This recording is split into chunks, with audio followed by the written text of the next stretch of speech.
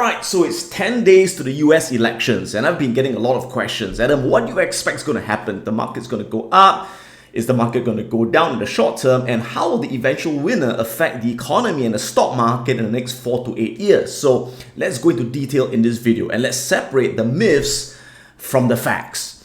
If you watch the recent debate between Trump and Biden, the last debate, Trump said, if I lose and Sleepy Joe wins, the market's going to crash. The economy is going to die. All right, so is that true? Okay, the answer, no, it's not true. Why? Well, if you take a look at history, you can see that the good news is regardless of who wins, whether it's a Democratic president or Republican president, remember the stock market always goes up. That's right, it always goes up. And again, watch my earlier videos where I explain why the market always goes up eventually. So you can see that from 1926 to 2019, across different presidents, right? So the ones in red are the Republican presidents, the ones in blue are the Democratic presidents, and you can see that regardless of which party's in charge, the market always goes up. So it doesn't really matter over time. But under which party does the stock market actually perform better under? And how about the economy? Does the economy perform better under a Democrat or a Republican? Let's really separate the facts from the fiction. So let's take a look at the last couple of presidents. Most recent one would be Bush, right? That's the one that I was old enough to remember. Before that, I was kind of like too young, right? So this was the Bush Senior, and Bush Senior's Republican.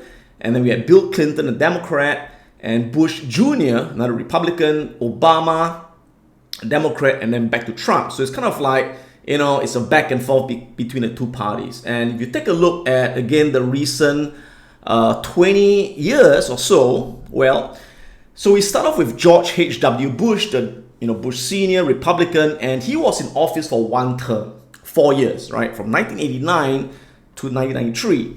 During his tenure, the S&P 500 gained 56.8%. So the market went up during that Republican administration, okay? Following George Bush Senior, we had Bill Clinton, a Democrat. So it swung back to the donkeys, right? The Democrats. So he was in office for 2 terms, 1993 to 2001, and the stock market gained 203% over that 8 years. And then after that, it swung back to the Republicans again, where George W. Bush Jr.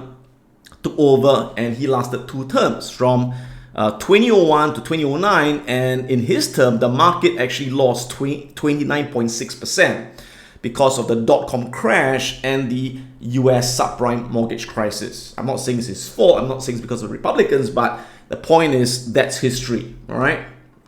After George Bush Jr., we went back to Democrats. Barack Obama, the first African-American president, and he served 2 terms from 2009 to 2017. Under his administration, the market gained 142.36%. And of course, following him, we had Trump, who took over, and Trump is now towards the end of his first term. Whether he gets a second term remains to be seen.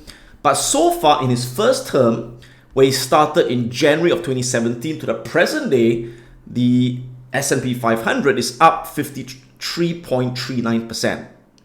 All right, to give you a sense that, it doesn't matter, under which president the market goes up, okay? But in the last 100 years, which party has been better for the stock market? So to be fair, we have to compare the presidents based on their annualized returns in the stock market. So this chart summarizes everything, all the way from Herbert Hoover back in 1928. So this is like almost 100 years, right? So Herbert Hoover, again, we had a Republican, and then Franklin Roosevelt, Democrat, and so on and so forth. So you can see that, again, under all the presidents, or most of them, the markets had a positive annualized return, except under George W. Bush, where we had, again, a dot-com crash and the US financial crisis, where the annualized return over that 8-year period was minus 3% annualized over 8-year period, right? And we had also Richard Nixon, Republican, served 1 term, market was negative, and Herbert Hoover, negative 24%. So if you take the average of all the presidents under the two parties, you would see that under a Democratic president, the average annualized return over 100 years has been an average of 13% gain a year. Whereas under a Republican president, the average annualized return has been 5.98%. So based on the facts, the stock market does a lot better under a Democratic president. So if the future were to continue from the past, the stock market under Joe Biden in the next 4 to 8 years would do a lot better than being under Trump, based again on the historical performance. All right, but people may say, hey, the stock market is not the economy. Okay, stock market can go up, but the economy can be in tatters. People could be suffering. So in actual fact, does the economy, the real economy, do better under Republican or Democrat?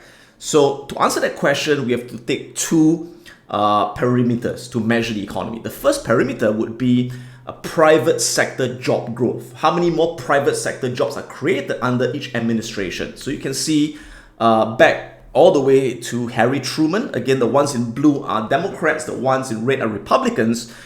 And you can see that, for example, Truman, under his administration, private sector job growth was about 2.8%. Under Eisenhower, it's like 0.5%, right? Under John F. Kennedy, it was a 3% growth. Under Richard Nixon and Ford, it was like 1.8%.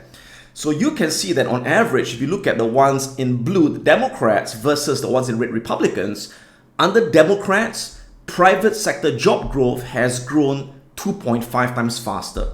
And this source is from CNBC.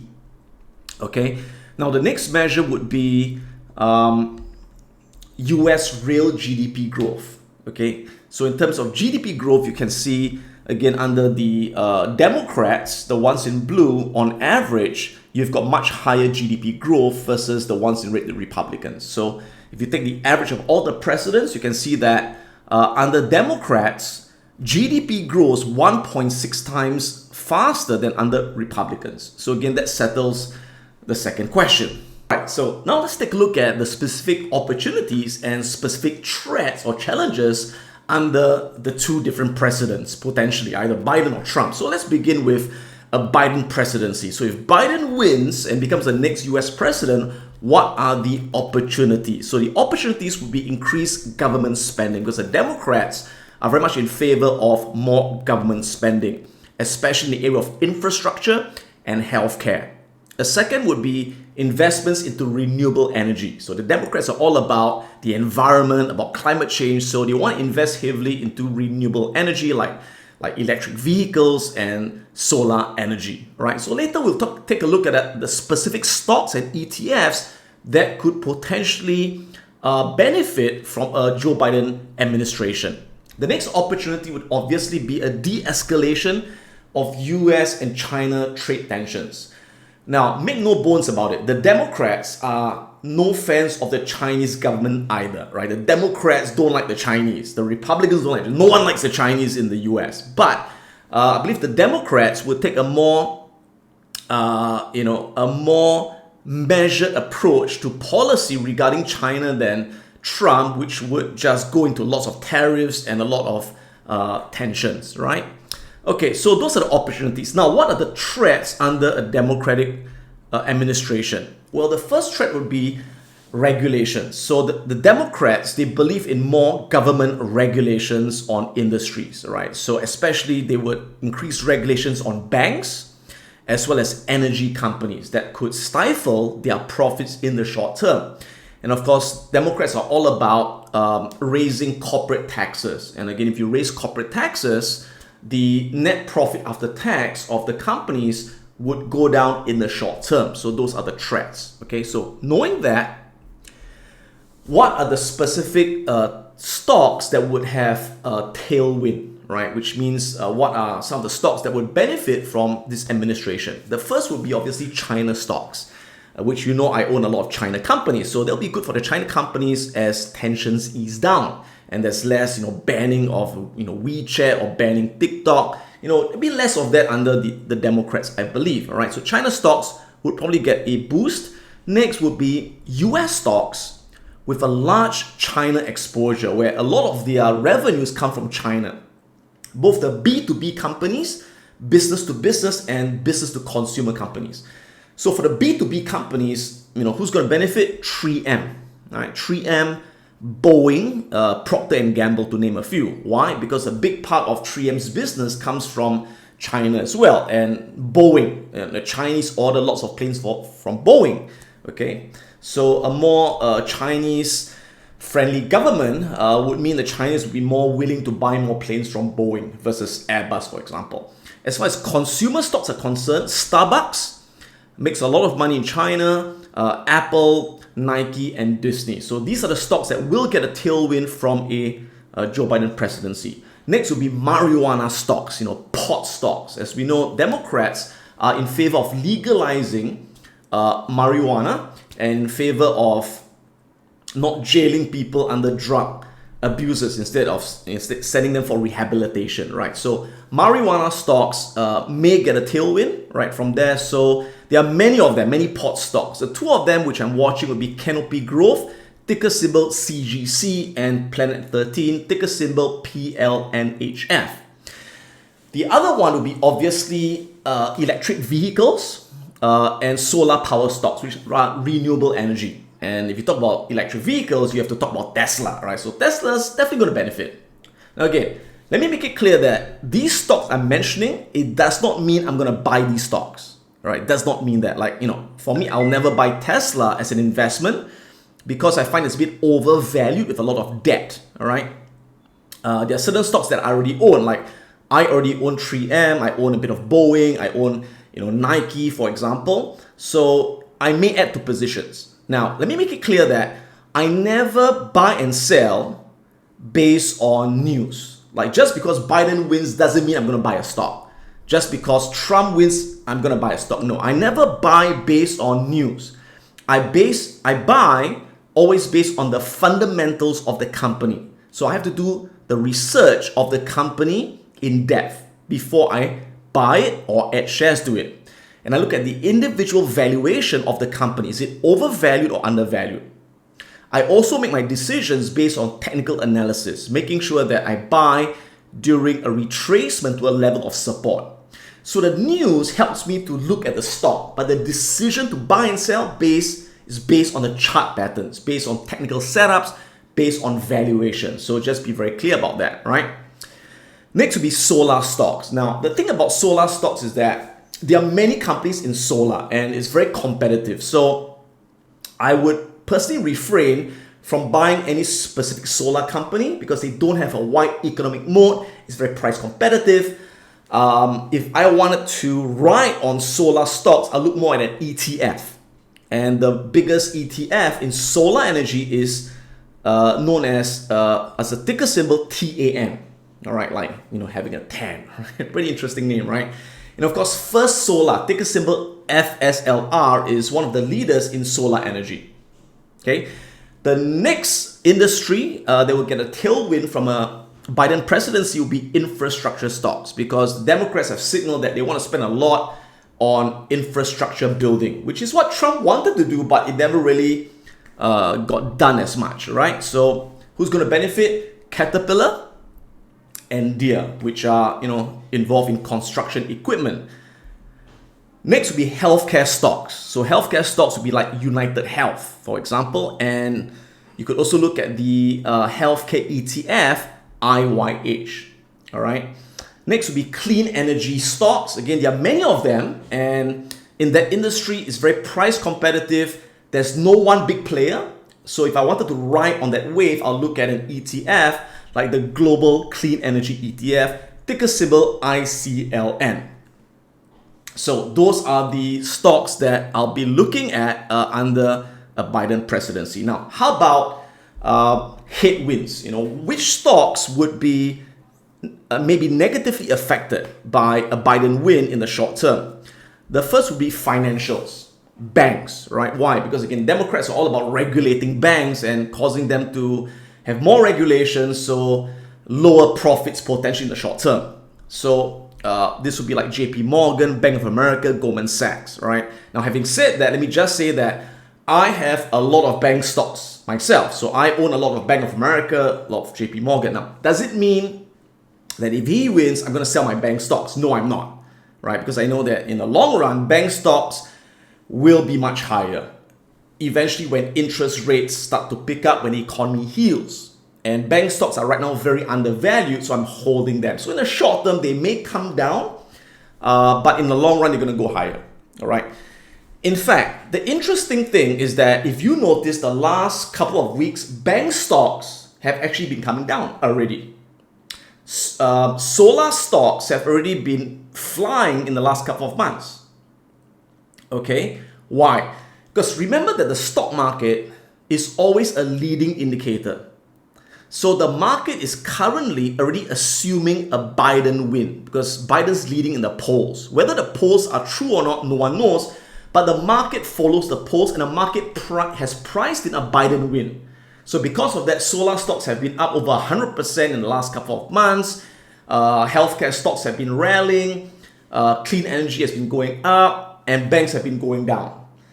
If you notice, in the last few weeks, Amazon has been going down, right? Facebook has been going down.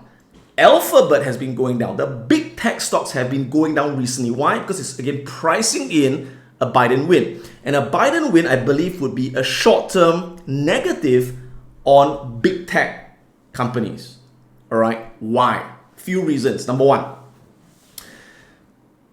a lot of people believe that if Biden becomes president, he's going to control the pandemic. All right? He's going to have, shutdowns and, have more testing and all those things. So with the pandemic under control, many of these pandemic-proof stocks may not be as attractive anymore.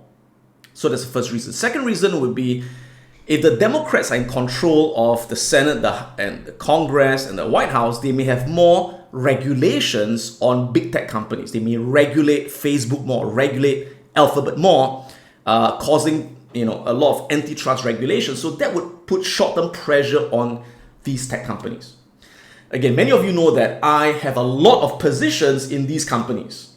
All right, so am I worried? Am I going to sell these companies? No, I'm not. Because I know in the long run, they're going to go up. So if they drop in the short term because of this win, I'm going to take advantage to buy more shares at a discount. All right, because I look at it from a long-term perspective, right? The other thing that's going to be affected would be oil and gas companies. In fact, it's already being affected. If you look at oil and gas, like ExxonMobil and Chevron and the XLE ETF, they've already crashed like 50-60% for the year, and it's not going to go up very much if this dude wins the presidency, right? So that's Joe Biden for you. And with that, let's take a look at the possibility that what if Trump wins re-election? Okay, so if Trump wins a second term, what are the opportunities? Number one, lower corporate taxes. We know the Republicans love to cut taxes, especially for the rich, which is good for me because I'm rich, but I'm not American, so it doesn't matter anyway. But the Republicans will want to keep corporate taxes low, which is good for companies' profits, right? Good for me because I invest in companies. Next opportunity would be the continued deregulation of financial institutions and banks, as well as energy stocks. So the Republicans are all about cutting back regulations. So oil companies make more money, banks make more money, all right? Next opportunity would be continued increase in military spending, okay? So investing in military stocks would definitely be a great idea, okay? What are the threats under a Trump re-election? Obviously, the China-US tension, the tariffs may continue, okay? And of course, environmental and climate change, a lot more damage in the long run because of that. Okay, so what are the tailwinds for a Trump re-election? So which stocks will benefit? The first will be defense contractors like Lockheed Martin, which is the biggest defense contractor that got the biggest budget from the Pentagon in history this year. Now, I'm long Lockheed Martin. By the way, I own Lockheed Martin. Raytheon's another defense contractor. And you've got a couple of others as well, of course. General Dynamics. And next will be oil and gas companies. So they should get a pop because of his re-election. If he does win again, ExxonMobil, Chevron, and of course the XLE, which is the energy ETF. Now, having said that, I would never buy all companies, right? I will never buy all companies, even if this dude wins re-election. Why? Because all companies are in a bad place, right?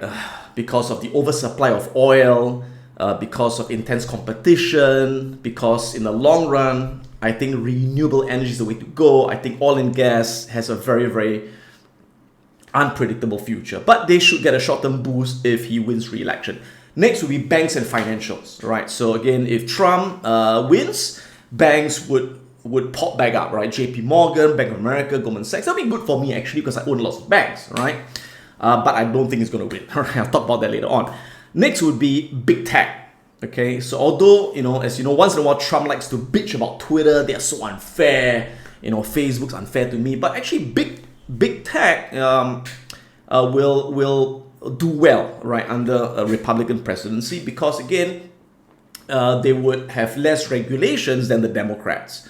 Plus, if this pandemic drags on, if Trump continues to not want to have much testing, if this pandemic continues, there are more deaths, there are more uncertainty, these pandemic-proof stocks like the big tech will continue to dominate, right? So those are the tailwinds. Now, how about the headwinds?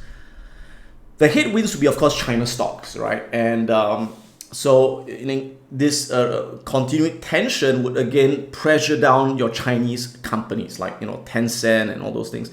Although Chinese companies are doing very well right now, so I don't think it's going to matter much because, as you know, the Chinese, although the virus started in China, but China has almost eradicated the virus from its economy because of the harsh lockdowns, because of the testing and all those things. I've got friends, family living in China, and they say China's back to normal, right? The virus is more or less gone. So because of that, China companies have been doing really well, and I'm really long on China as well.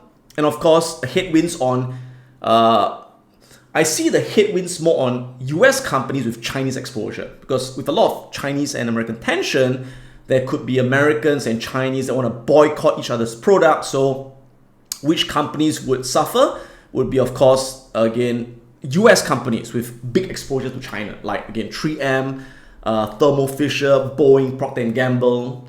And as I mentioned, consumer companies like Apple could be affected, Disney and Nike, all right?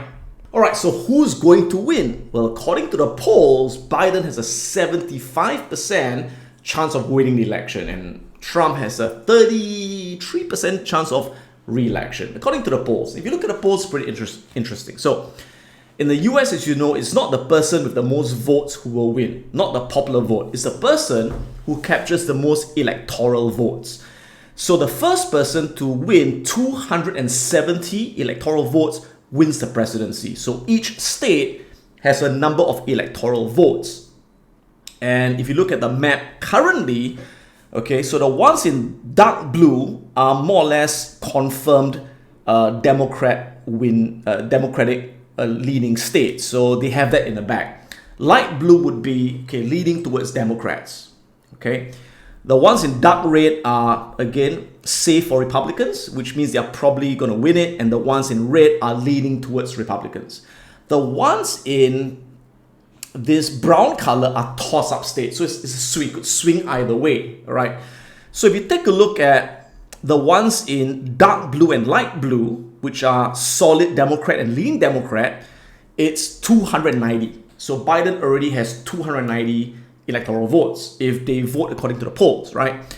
And Trump has 163 electoral votes if he captures all the ones in dark red and the ones in light red. Okay, and of course the ones in brown, it's a toss-up, it can go either way. So could Trump reach 270, right? If you actually study this, it's quite difficult for him to do that, because even if he wins all these 85 toss-up states, if they all go to Trump, even if he does that, what happens? Let's look at the next map, right? So if everything goes to him, right, and the ones in brown turn red, he's got 251, which is, again, very far from Biden's 287. So again, it's really hard for Trump to win based on the polls. Now, I know a lot of people have been saying to me, don't trust the polls are wrong. They were wrong in 2016, they'll be wrong right now. Well, maybe so, right? But there are a few reasons why I think the polls are right this time. First reason is this. Yes, in 2016, the poll said that Hillary would win, and she did win the popular vote. Now, the reason she lost the Electoral College is because a lot of Democrats did not show up to vote because they were complacent. They said she's going to win. They never came, right? So because of that, more Republicans were fired up. They came, and Trump won. And yes, you could argue that the methodology they used to poll the people were off, right? So since then, the polling companies learned from their mistakes and they have revised their methodology to be a lot more accurate, to include people they missed out in 2016. And if you look at 2018's midterm elections, what the polls suggested and what actually happened when the Democrats took back the House was very spot on accurate. So I think the polls are pretty accurate this time for that reason. Second reason is I think a lot of people who sat out 2016 who didn't vote are now coming up to vote. So now as you can see, even before the elections, we've got so many people in the US who have already gone for early elections, which are I think like double or triple the number in 2016. So if more turn up, that should benefit the Democrats. Finally, I mean, I've looked at US elections for over 20 years, right? And I find that this is the first time I'm seeing that Republicans, senior Republicans, like Trump's ex-White House officials or even the general who was in charge of the Bin Laden raid, these are all the top Republicans, they are backing Biden, right? So it's very strange that, the Republicans, a lot of them are backing Biden, right? And they even have the Lincoln Party, which is a super PAC created by Republicans to oust Trump. So he's got a lot of resistance from his own party, and it's going to be a bit difficult for him to win. And so that's the reason why I made that bet. I said, okay, if Trump wins, okay, I'm going to eat this hat, right? Because, it's going to be a challenge for him to win. But let's see how. I know many of you are eager for me to eat the hat. We'll see whether I got to eat it, right? Okay. So, but in the short term, what do I expect? In the short term, like I said, it doesn't matter who wins. Usually what happens is after the election, the market should rally towards the end of the year. Now, historically, the market tends to rally a lot more if the incumbent party wins and rally less when a new president takes over. Why? Because the stock market does not like uncertainty. And with a new president, there's a bit of uncertainty. So the market tends to rally a lot less towards the end of the year. So again, in the short term, the market may rally less. It may even go down in the short term because if Biden wins. But in the long run, like I said, it doesn't really matter. And historically, the economy and markets have done better under a Democrat anyway. So no worries about that. We're not going to die if Biden wins, as Trump suggested. Okay. Now, do understand that in the US elections, they are not just electing the president. They are also electing the senators. Okay, so right now you've got Congress, you've got the Senate, you've got the White House, and it's a check and balance situation. Okay, now Congress is right now controlled by the Democrats. So the White House, we'll see who take control, and the Senate is now being controlled by the Republicans. But there's a high chance that the Democrats will take over the Senate. Now, if the Democrats take over the Senate and the White House is controlled by a Democrat, then it's very easy for them to pass new policies. But if Biden, a Democrat, takes the White House and the Republicans control the Senate, there could be a gridlock and new policies will be difficult to pass. So there are four scenarios. The first scenario is that Biden wins and Democrats take control of the Senate.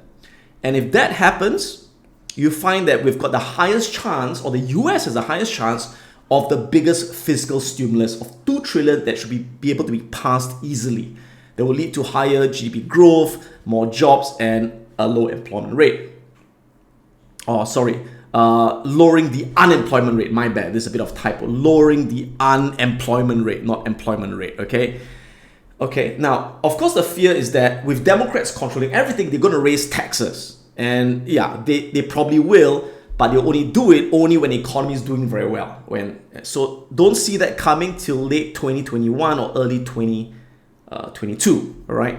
Now, scenario number two is that Biden wins but the Republicans still control the Senate. So it's kind of like a deadlock. So Biden can't pass the policies through that easily because it's going to be blocked by the Senate, for example, right? So in that scenario, okay, that will be most negative for growth because they won't get that 2 trillion stimulus passed that easily, and there could be prolonged uncertainty as the two branches of government fight each other in the short term. Now, scenario number 3 would be Trump wins re-election and Republicans control the Senate. So the Republicans control everything again. Okay, so that will be status quo. And with status quo, there will be a stimulus package, but less, because the Republicans are not in favor of a big stimulus. They're in favor of like $500 billion in 2021. So that will still be good for the economy, but a lower stimulus. And of course, they will expect to push through the phase 1 of the trade deal with China, and the tensions will probably be ongoing. The last scenario would be Trump wins re-election, but Democrats control the Senate. So you get a bit of a deadlock there. But the good thing is that both Trump and the Democrats both agree on significant infrastructure spending. That's one point of agreement that they both have, right? Which is useful. Okay, now, last question people have is, Adam, is there a possibility that the stock market could plunge, could crash during the election? November 3rd? The answer is yes. There is a possibility the market could have a sell-off if there's a contested election, which means there's no clear winner.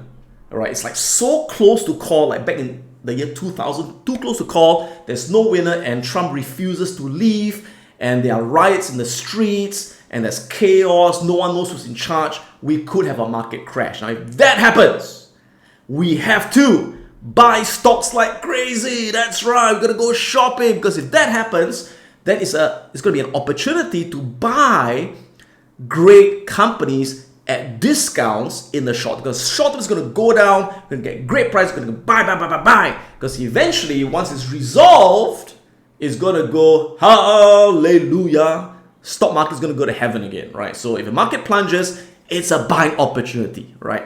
In the meantime, just in case that shit goes down, as you know, I've bought call options on the VIX futures. The VIX is the fear indicator, so if the market crashes, I'm going to make a lot of money on the VIX as well. So the point is, as an investor, as a trader, you got to keep an open mind, all right? And you got to learn to make money in any scenario. Market crashes, you make money. Market goes up, you make money. You got to make money in every scenario. Okay, so we'll see what happens. Thank you for listening to this, and I know a lot of you are looking forward to me eating this hat. We'll see how that goes. I'll eat it live after the election if Trump wins re-election. So with that, may the markets be with you. Make a bundle in the months to come and in the years ahead. Take care. So if you want to be the first to get my next video on YouTube, do click the subscribe button right now. If you want to check out my online courses, go on to piranhaprofits.com, where you can enroll in our professional Forex, stock trading, options trading, and value momentum investing courses, where you're going to learn how to trade like a professional and generate an income anywhere in the world. If you would like to come to Singapore to attend my live classes, Wealth Academy, go on to wealthacademyglobal.com. It's Adam Khoo, and may the markets be with you.